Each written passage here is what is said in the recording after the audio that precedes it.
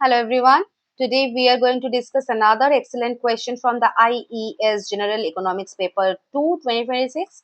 Now before we begin, let me tell you something about the IES examination.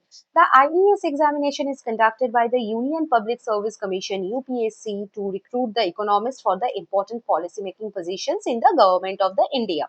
And questions in this examination are not memory based. They test your conceptual understanding, analytical thinking, and your ability to connect the different economic theories. So today's question beautifully combines the elasticity approach, that is the Marshall-Lerner condition, with the absorption approach, that is the Alexander's theory. So if you understand today's discussion properly, you can answer several balance of payments questions in the competitive examinations. Okay.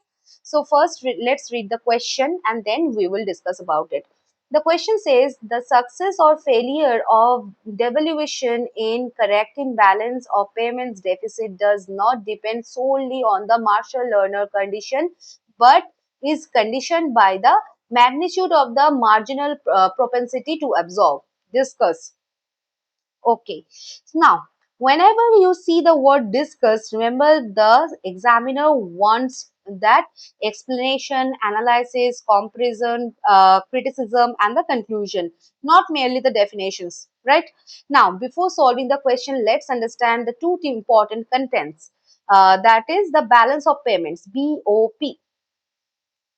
Okay, so look, balance of payments is simply the record of the all international economic transactions between the residents of one country and the rest of the world during the given period, and it imports the exceed the imports, and the country faces a balance of payment deficit. Okay, so government often use the devaluation to correct this deficit. Now what is devaluation?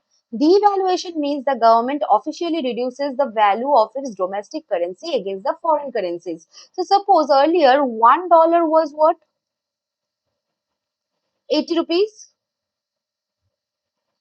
And after devaluation, $1, this is 90 rupees.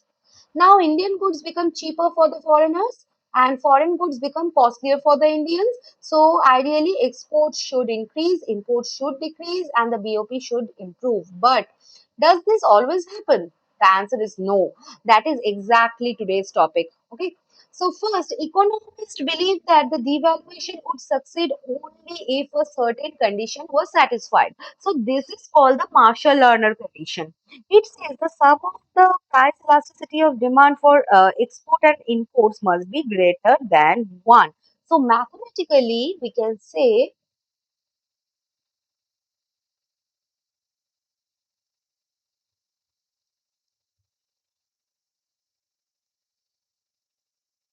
this is basically greater than 1. Mod of Ex plus mod of Em, this is greater than 1, where Ex is the elasticity of the export demand and Em is the elasticity of the import demand. Okay, so if consumers respond significantly to price changes, then exports increases substantially and imports decrease substantially. So trade balance improves. Suppose India guarantees the garments become cheaper and devaluation. Okay, so if foreign consumers buy much more Indian garments, exports rise. So similarly, if imported luxury goods become expensive, Indians buy fewer imports, so thus BOP improves. Okay, so Marshall-Lerner focuses on the demand response to the price changes. So notice it is entirely based on the price elasticity, nothing else. Okay, now comes the twist. Economists observed something interesting. Even after satisfying the Marshall-Lerner condition, many countries still fail to improve their balance of payments. Why? Because people also change their spending behavior. So this led to another theory called the absorption approach,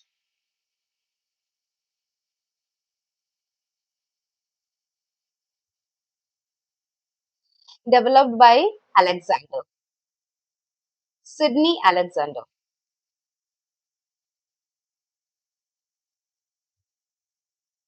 Okay.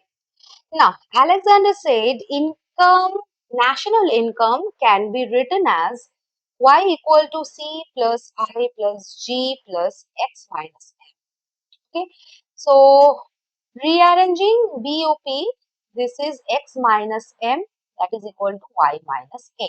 Okay, where a is the domestic absorption. Absorption means the total domestic expenditure, which includes the consumption, investment, and the government expenditure. Okay.